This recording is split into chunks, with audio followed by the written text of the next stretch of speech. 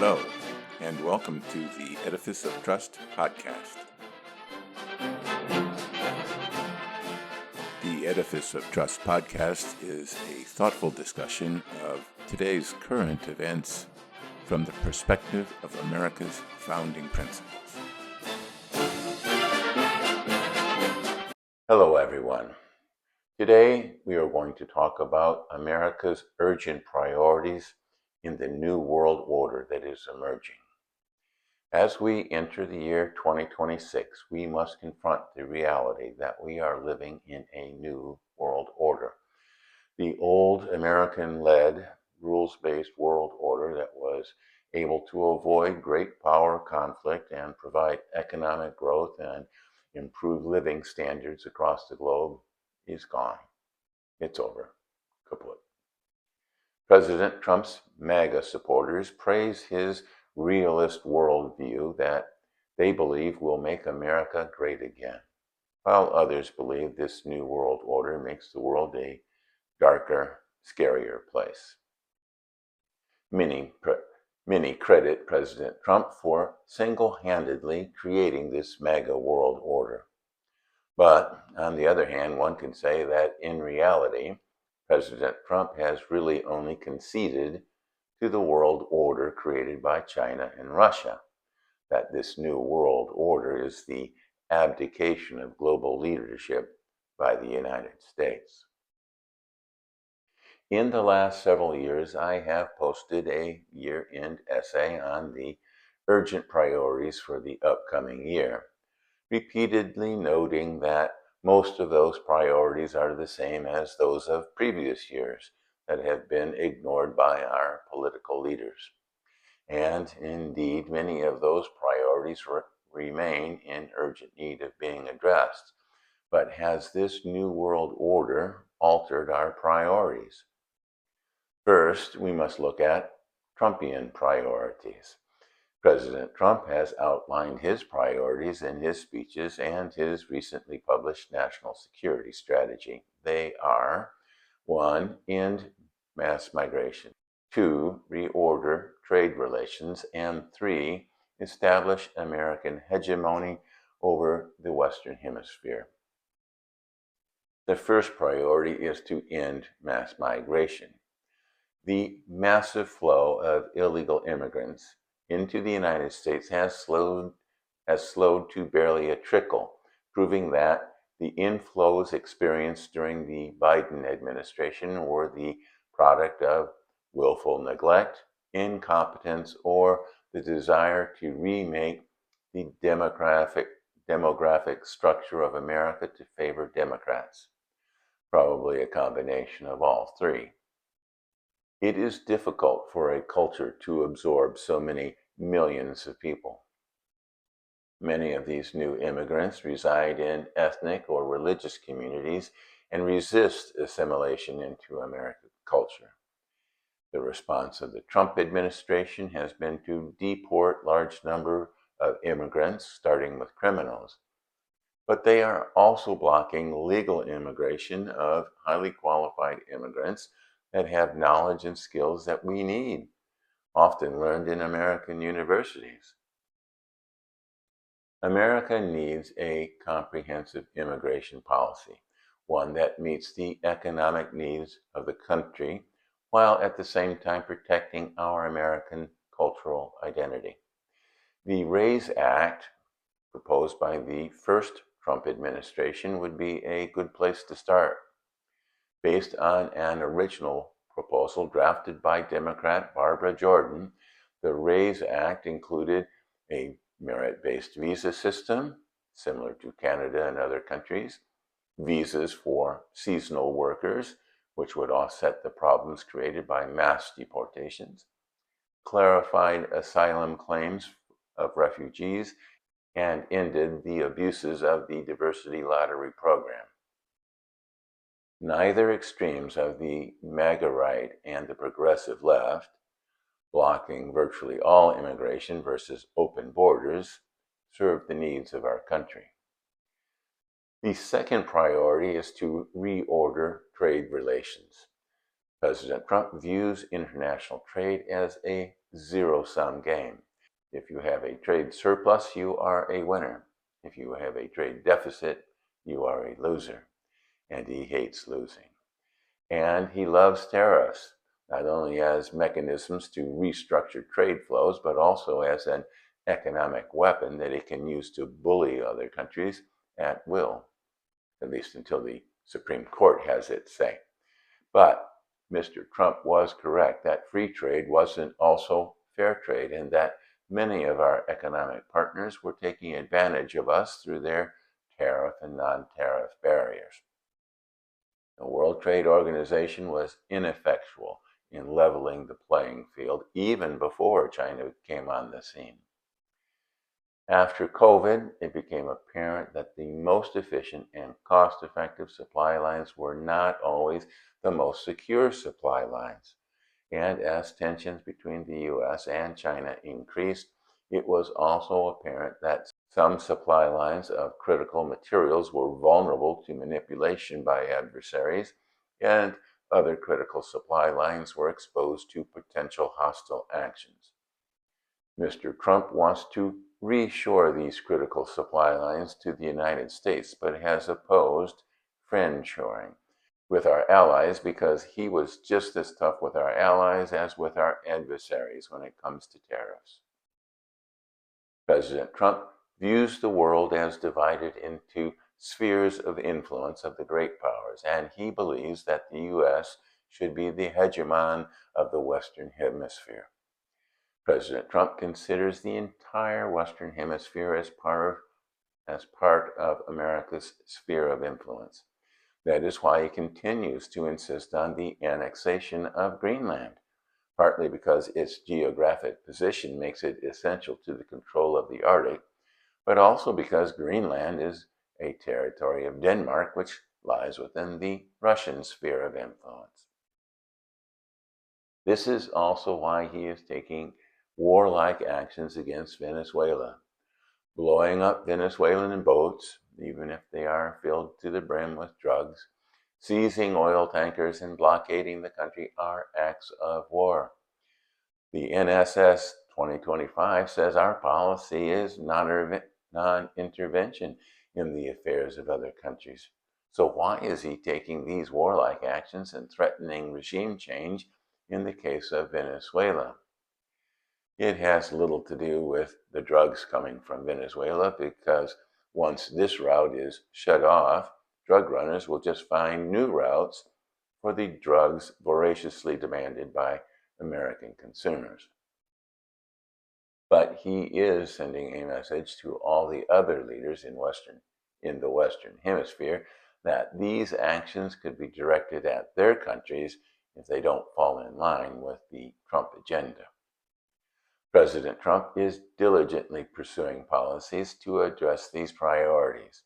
Illegal immigration is down to a trickle, and Homeland Security reports that 2.5 million illegal aliens have left the U.S., while ICE has deported over 600,000 people. People may deplore his methods, but they do seem to be working. And tariffs have not had the devastating impact many economists predicted. Inflation is still a bit high and unemployment is creeping up, but GDP expanded nicely in the third quarter, and the stock market is at record levels. And while Greenland is yet to be annexed and Venezuela drug boats are still running, conservatives have been elected to replace left-wing governments in Honduras and Chile. President Trump appears to be pleased with the results of his policies, although polling indicates that most Americans are unhappy about how he is doing it. ICE raids on hardworking but illegal immigrants, arbitrary and constantly changing tariffs that affect the small business owners, and undeclared wars make life for ordinary people uncertain. Then there are the electoral priorities. There are two issues that will become urgent priorities in the run-up to the 2026 elections: affordability and healthcare. These two issues are actually interrelated because the primary problem with healthcare is that it's unaffordable. The fact that affordability is a problem for many Americans, while the U.S. economy is statistically doing pretty well, means there is something wrong with how our economy works. But making our economy more affordable does not mean ever greater government interference. The least affordable states are all deeply blue: California, New Jersey, Hawaii, Massachusetts, Washington, and New York. And the Democrat-led big cities within those states are probably even less affordable than the states as a whole. So I would not look to government to make things more affordable. I think New Yorkers are in for a big surprise. To make things more affordable, we need less regulation and more competition. And the same analysis applies to our healthcare problems. Government rules and regulations have driven healthcare administrative costs to about 30% of total healthcare costs, much higher than other countries. And this does not just affect your wallet. Healthcare absorbs almost 18% of GDP, which is about 6% higher than what other countries spend. That 6% could be spent on better, more productive things, such as our national defense. Plus, there is no price competition in healthcare. The ultimate consumer of healthcare services does not pay the cost of these services directly. So the only competition in healthcare is for insurance company and healthcare providers to fight for government subsidies and payments. There will be much Sturm und Drang regarding these priorities in the run-up to the 2026 election. But don't expect much to be actually done regarding these issues. But there still remains existential priorities that impact the continued existence of the United States. As I have noted in other commentaries, these are priorities that have been ignored by both parties for decades. The most existential priority is that of national defense. President Trump recently announced the creation of a Golden Fleet to enhance our naval power, which will feature the new Trump-class battleship. However, an article by the Center for Strategic and International Studies doesn't think these ships will ever be built, citing the long development time for new ships and the enormous cost of the Golden Fleet ships. The Wall Street Journal also opined that the new battleship and another potential cutter would not be sufficient to rebuild the Navy. Both the Wall Street Journal and CSIS recommended expanding our current fleet rather than developing new designs that won't be ready until the mid-2030s. And much of our current fleet has been withdrawn from forward positions and redeployed into the Caribbean as part of the confrontation with Venezuela. But these moves, although in line with the security strategy outlined in NSS 2025, seem to do little to offset the rapid expansion of the Chinese Navy. There has been little mention of confronting Russian aggression or about the defense of Ukraine. President Trump has put great emphasis on rebuilding our military strength, but while his speeches talk the talk of rebuilding our military, his budget proposals do not walk the walk. A strong military requires a strong economy and a strong manufacturing base. A portion of President Trump's tariff policies are designed to bring back to the United States the mining and manufacturing capabilities that we need for our defense. Our ability to expand our manufacturing capacity was key to our winning the Second World War. Future wars are not likely to last as long as World War II, so we need those capabilities up and running in advance of any conflict. Free trade requires a peaceful world, and that is not the world we will be giving to our offspring. A strong economy is different than a growing economy. President Trump keeps telling Americans how great our economy is now that he is back in charge.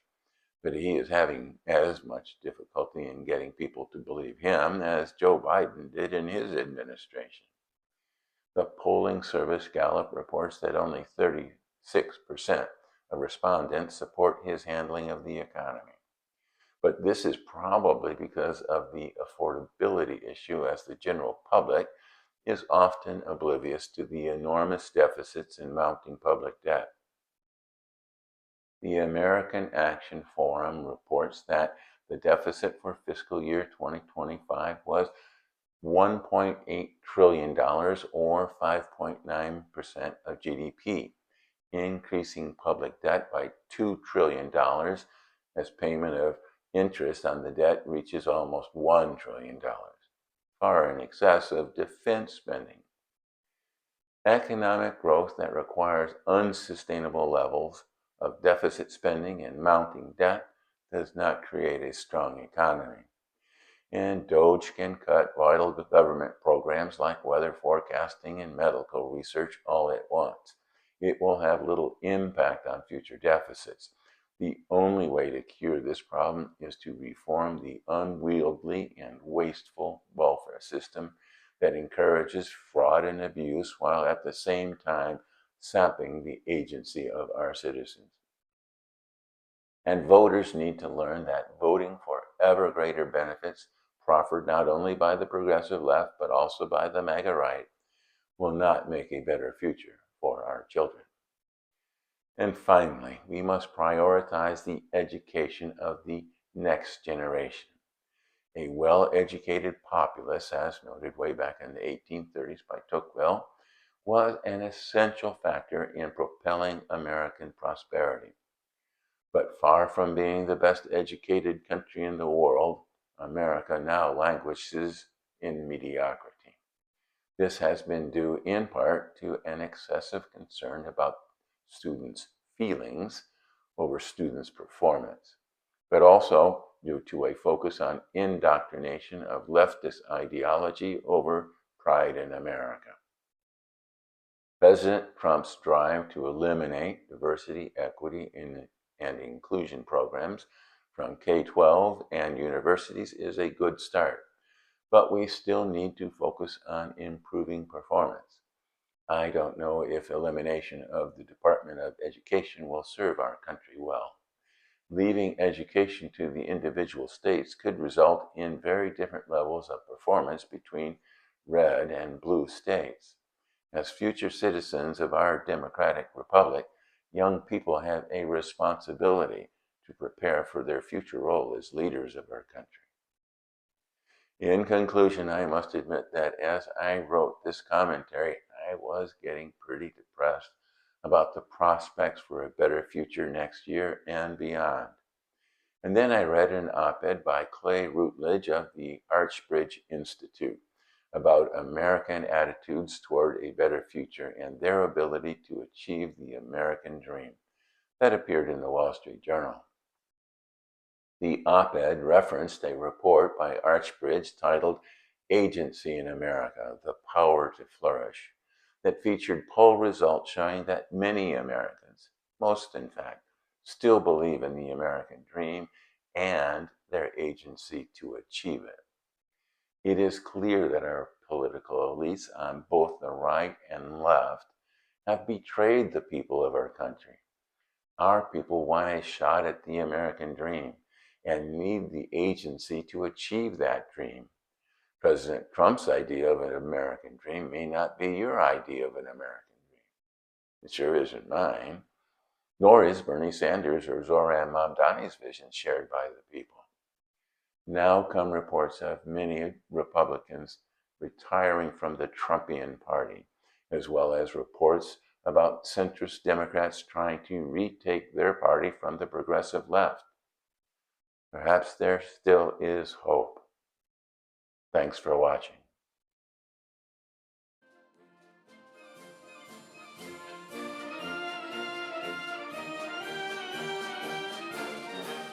Links to source material used in preparing this podcast can be found on my website, www.edificeoftrust.com.